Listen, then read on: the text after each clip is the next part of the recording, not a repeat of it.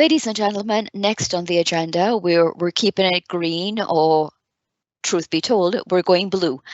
Earlier on, Dr. Keith Nurse would have spoken about the orange economy, and I told you I'm contemplating coining the phrase myself of the kaleidoscope economy that we are now seeing as we seek to diversify ourselves as a region.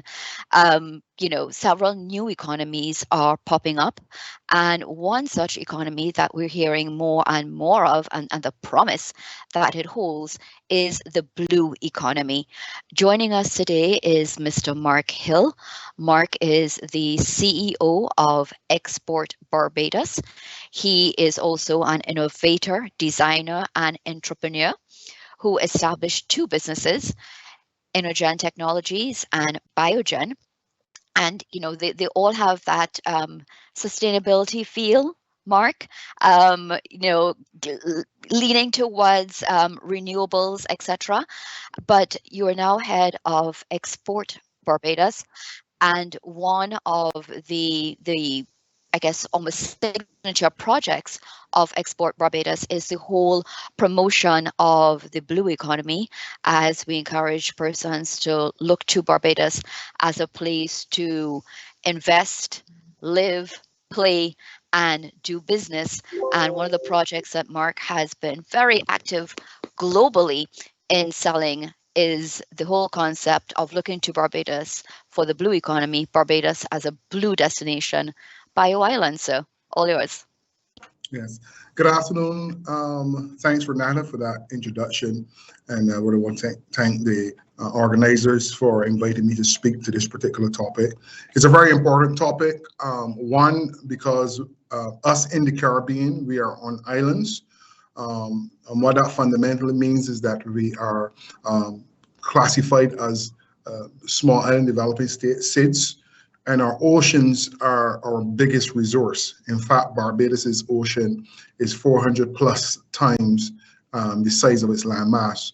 So for us, while our economy is centered primarily around services, the ocean and the blue economy plays a central role in that particular aspect of our economy. So the blue economy is the key part of our build up from economic diversification perspective as a nation.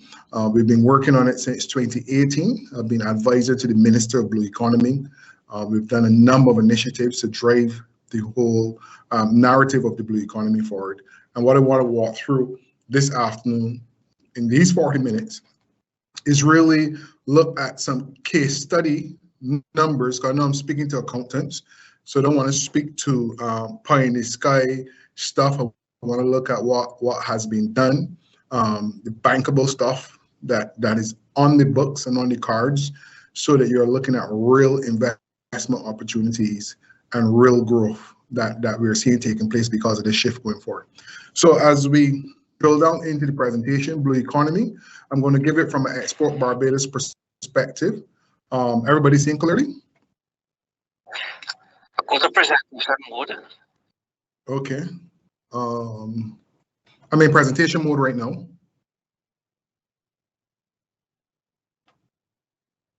Yeah. Is that clear now? Slideshow, maybe?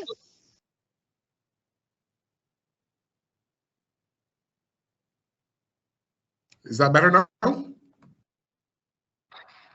Mark, we can see your screen, but if you want to just click on slideshow so we see one slide at a time. Right now I'm seeing your deck. Okay, right. So let me go back to that then.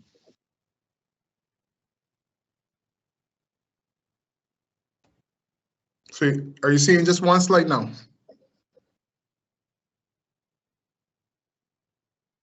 Yes, I did.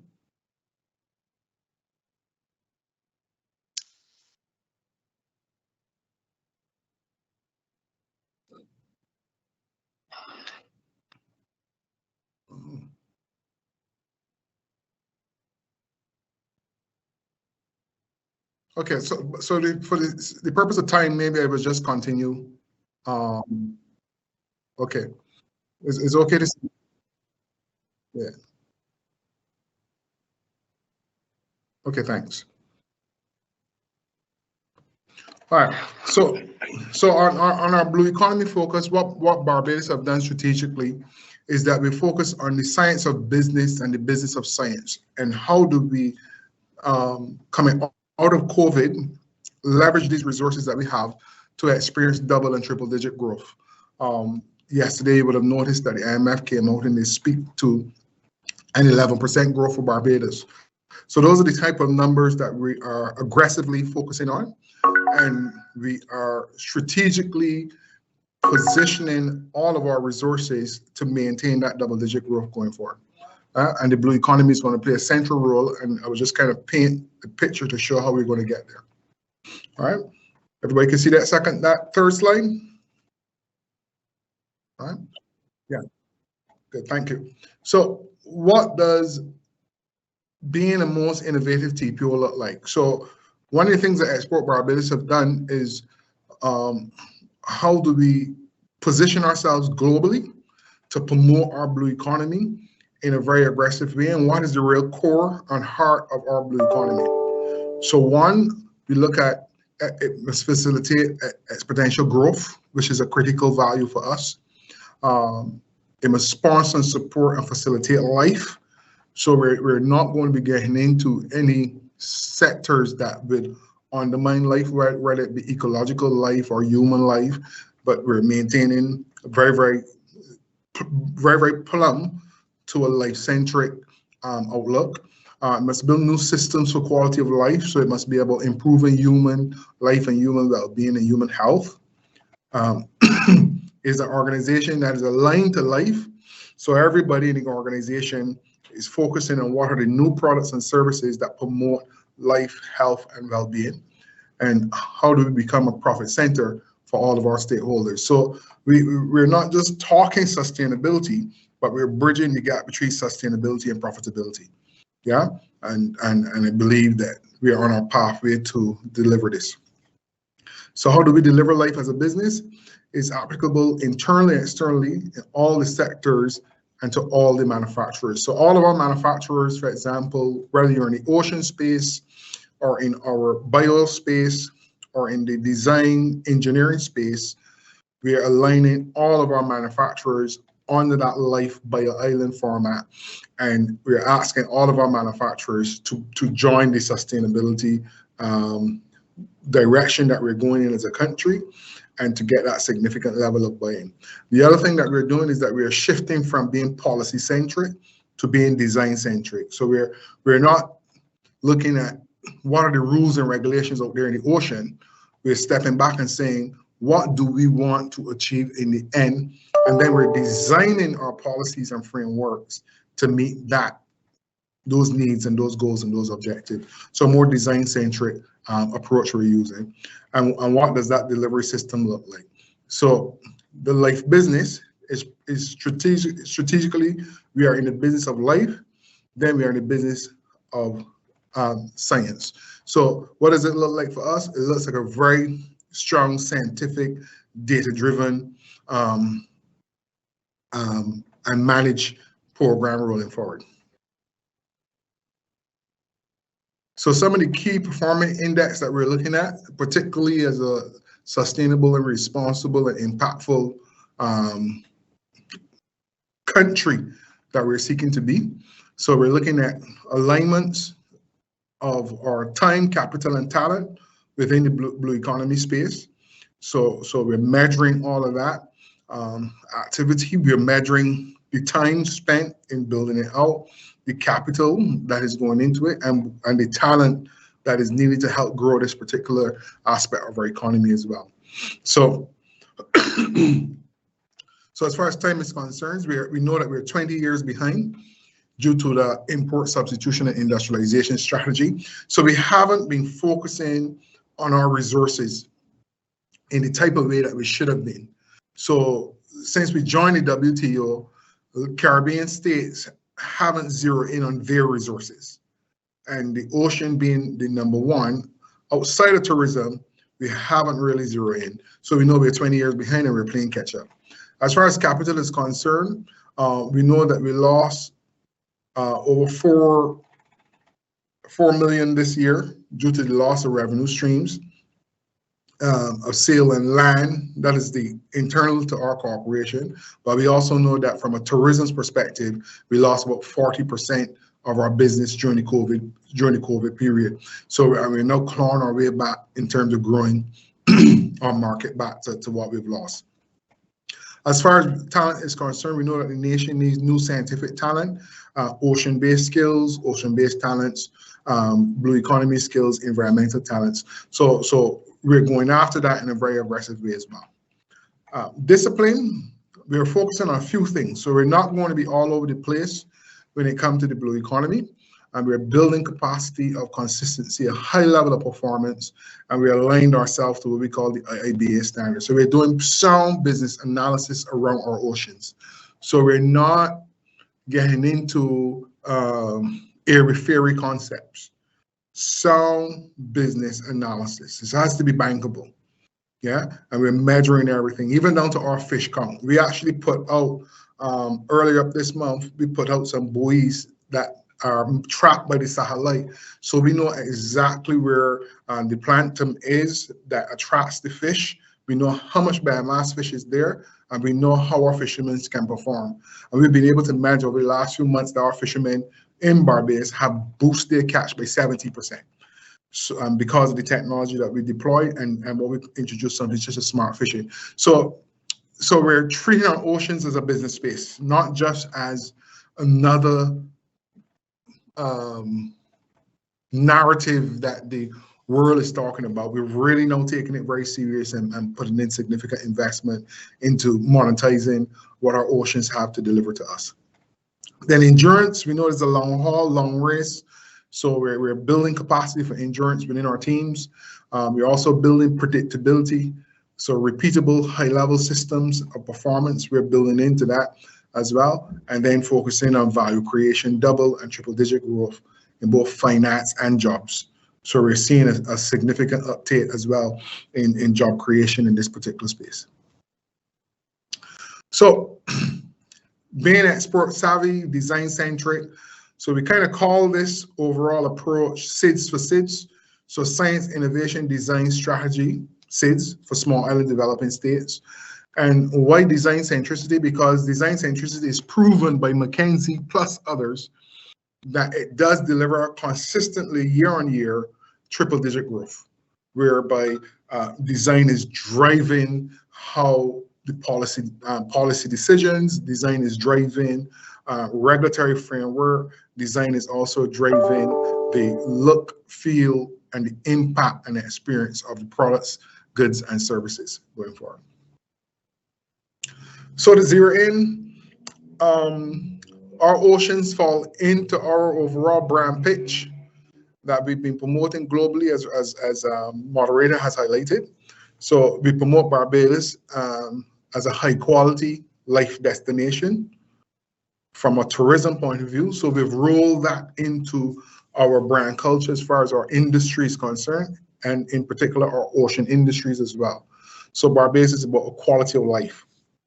So we create value by building systems that improve life. So for example, if an investor is coming into Barbados to bring something, let's say refining gold, even though we may see that refining gold in Barbados may be a big revenue generating opportunity, it does not fit our model because it's bringing in arsenic and different chemicals that will impact on our, so a project like that, even though it may be yielding high levels of revenue, does not qualify with our life model. So therefore, we would say no to a project like that. All right. So life as a brand, is contextualized by 3 core values that underscore Barbados' reputation, our global brand. So Barbados is safe, secure investment, high global standards, high quality of life. So safe for your money, safe for the birds, safe for the fish, safe for everything. And we're working on improving that safety on an ongoing basis across the board. Second, Barbados is sustainable. So sustainability in our oceans is critical as we address climate change mitigation. Our Prime Minister is at the forefront of leading the climate change narrative across the globe, and therefore Barbados has that very pivotal role to play in the whole build-up of sustainability across the globe. So we see ourselves as global leaders in this particular conversation, and we're leading with a narrative around our oceans. So our oceans are playing a big role in how we strengthen our sustainability brand, how we address issues such as carbon sinking, how we address issues such as sea level rise, water, fresh water, and all these different things. Our oceans is playing a central role around that as well. And then finally, Barbados is savvy. Barbados works. Sometimes it works too well.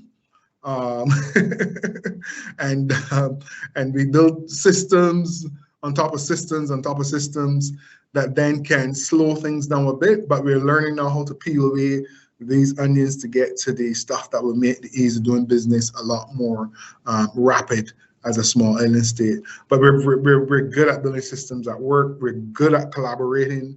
We're good at building initiatives where the private sector, government, and non-government can collaborate, communicate, and come to consensus on particular topics.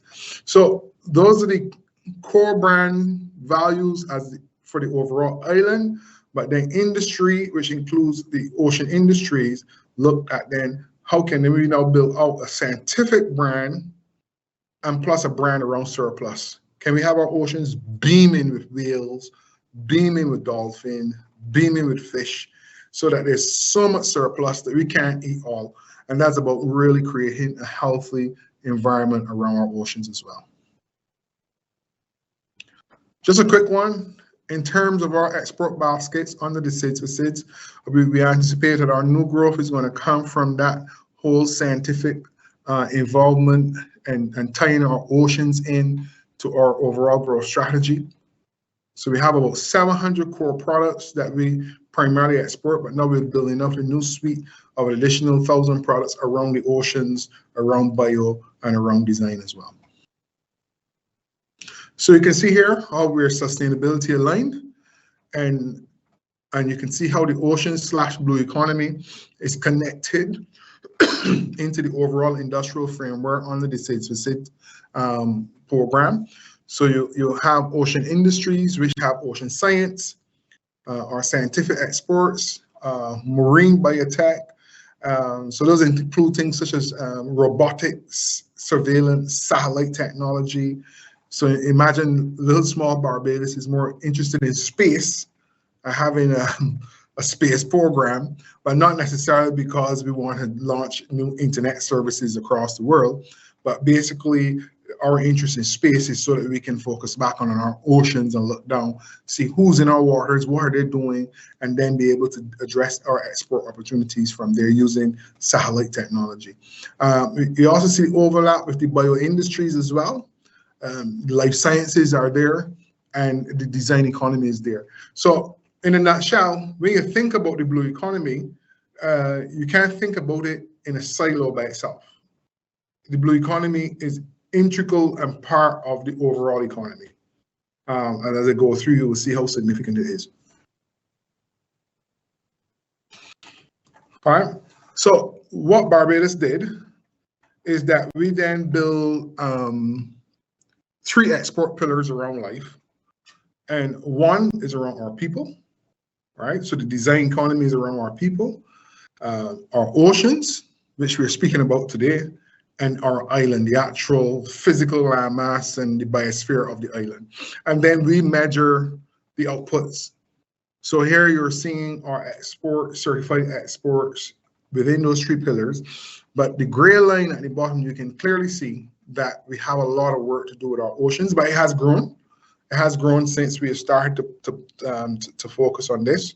And we anticipate that our oceans, based on the strategy we have, will really increase and make a significant contribution. As I walk through this slide, you will actually see where the contribution is going to come from.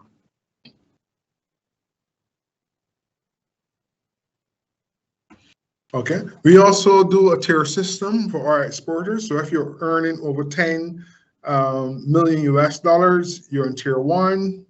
5 million and above, you're tier 2. 1 million and above, you're tier 3. 500,000, you're tier 4. 150,000 maximum, you're in tier 5. So this also helps us to do targeted interventions for persons who are in those specific areas. So if you are tier 5 but in the ocean industries, there's specific programs designed to help boost your exports and boost your enterprise and boost your entrepreneurship opportunities in those particular areas as well. So I just felt I would just drop this in to show you how we tie our oceans to our exports as well. And then we have an award system in place for those persons in those 3 areas. So we have, for example, Doyle Offshore. Doyle, who are some of the best sail makers in the world. Domicile here in Barbados, and they employ around 75 people. So the oceans is a big contributor to employment. On the fisheries side, we have over 900 persons involved in fisheries on the island. And then when it comes to cruise tourism, maritime activity, the ports and stuff like that.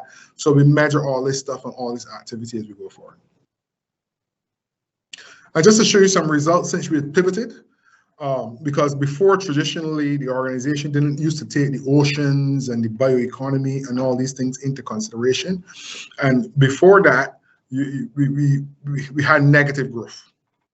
So the speaker before was speaking about when we focus on SRI type companies that have that environmental sustainability focus, that there is profitability. So I don't want to take away, as I hope, is that the accountants recognize that sustainability doesn't mean that you can't make money.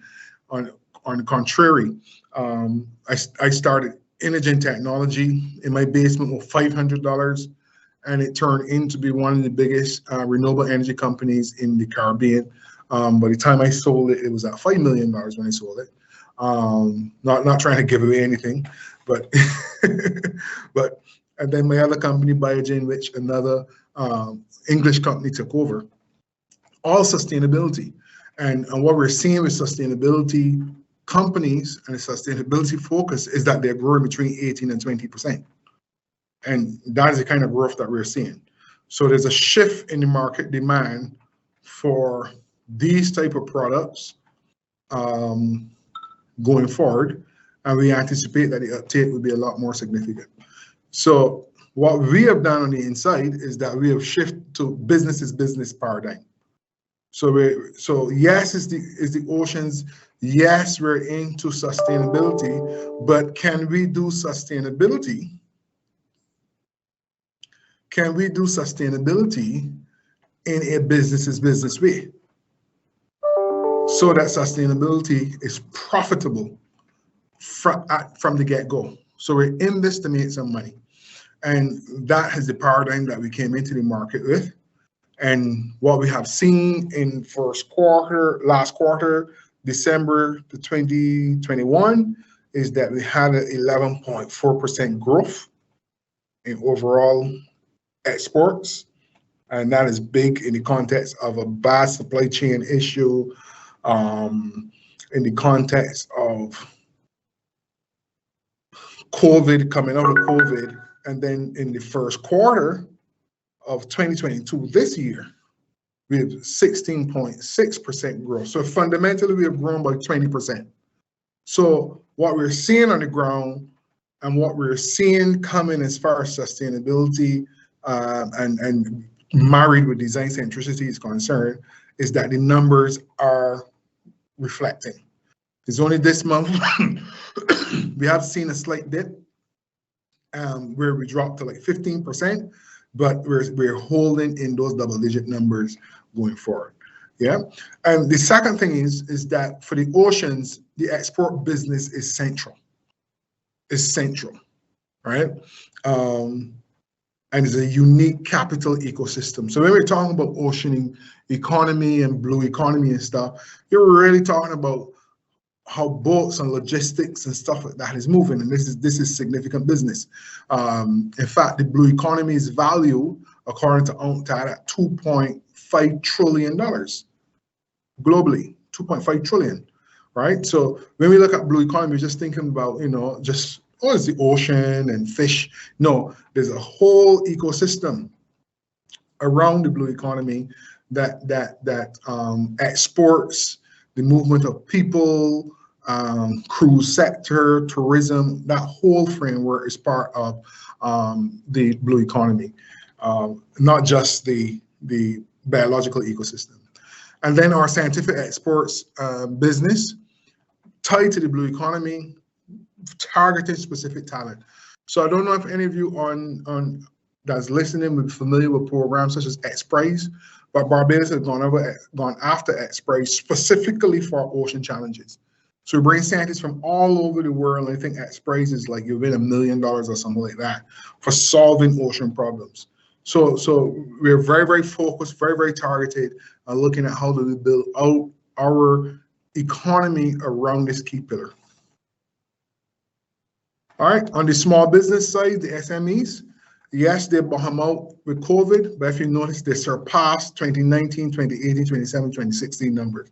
So as our small businesses, we pull them into that sustainability framework, as we pull them into this emphasis on being climate change and climate change mitigation, as we zero them in on life humanizing type business models, our small businesses are beginning to see significant growth happening in terms of not only locally, but also global. The global market is saying we want bio-island stuff.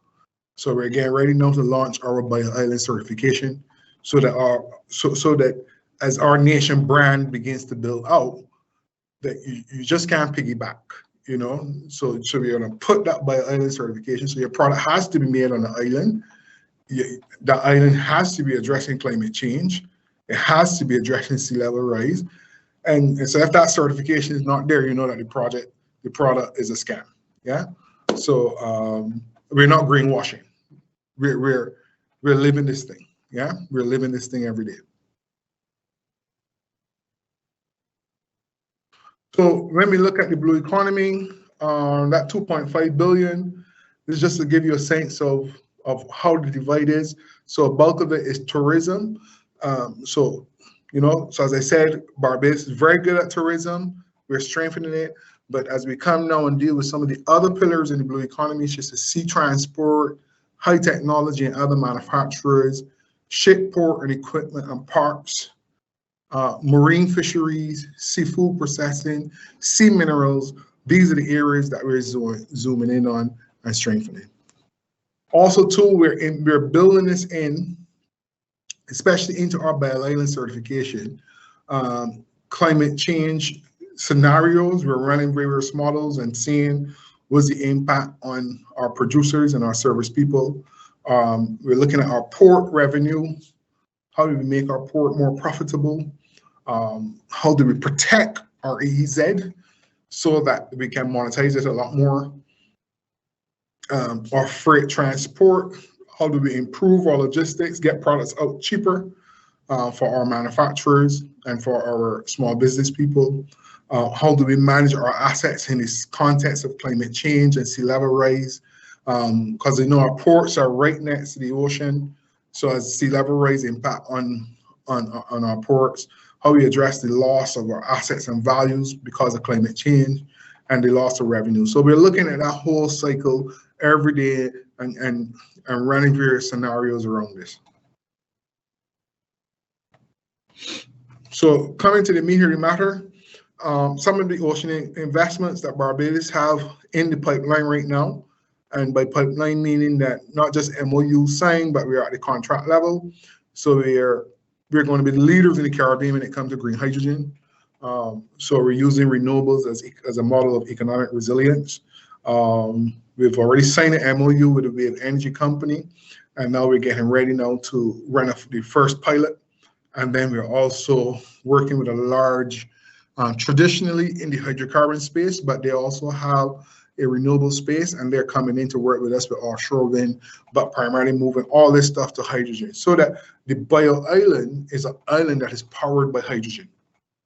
So we're weaning ourselves quickly off of renewables. The only thing that's slowing on our island right now, because we just launched a 2-year program where you can get electric cars with no duties on them for 2 years straight, is that we can't get the cars. Electric vehicles and transport is booked all over the world. We're trying to procure 200 megawatts of batteries so that our grid can be 100% renewable by 2030. But we can't get the batteries because Barbados is so small. You're at the bottom of the line to procure. So what we're having, or what we're seeing as a challenge, is not necessarily if the finance is there to become 100% renewable energy by 2030, or the investment appetite is there, is that the crisis between Russia and Ukraine and the supply chain issues and stuff like that is making it very difficult to get access to technology. So we know that we have to zoom in now on our procurement capabilities and look at how we cut through all the procurement blockages that we're facing to get to reach our target. So again, that is the issue that we're facing. The other thing we're doing is greening the life sciences. So we're talking with life science companies from all over the world in the pharmaceutical spaces, both marine, biotech, pharmaceutical spaces, and other platform technologies. But the key that we're offering is that when you come into Barbados, your production process, your back-end process is 100% green, right? So while a lot of folks in the big economies can talk about, greening or greenwashing, so to speak, Barbados is a small island. We know we can do it because our grid is only 150 megawatts. Yeah. Thank you, moderator. So we know that our grid is only 150 megawatts peak, and we only need 2 million kilowatt hours per day. And we know that just 1 gigawatt of just PV panels alone can get us there, right? But it's procuring the technology that's given us the challenge, but we're going to work through it. Shipping and logistics, that is a big spend that is taking place. Particularly, we're going to specialize in cold chain logistics and greening cold chain logistics so that products are getting to people more environmentally friendly and shortening supply chains and opportunities. As I said, EEZ monitoring using satellite technology. Ocean blue economy services, we're going to be strengthening those, cruise industry support services, and also offshore drilling support services as well. So while yes, we believe we may find some hydrocarbon stuff in our EEZ, but we're going to be responsible about it and more or less pivot towards the blue hydrogen approach as opposed to necessarily pushing it out as a pure hydrocarbon. So as I wrap up,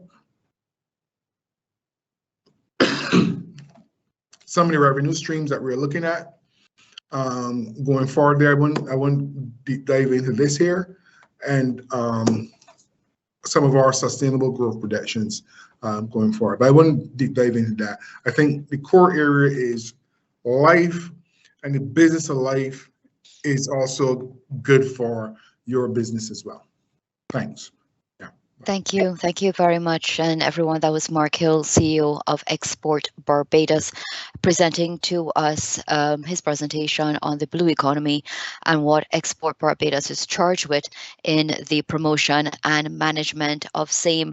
And Mark, I have seen you do this presentation a few times, but this is the first time I have seen so many facts, figures, and number signs attached to it. So I thank you very much for catering to the audience of accountants that we have with us from across the Caribbean region. And because we're scattered across the Caribbean, one main question for you: is there any plans for cross-Caribbean collaboration as related to the blue economy? I know we keep saying one Caribbean. Do we also have one Caribbean Sea? Yeah, absolutely. We believe that a lot of the models that we're developing is exportable but not just exportable. We are also collaborating with Guyana. We're collaborating with Suriname through our St. Barnabas Accord.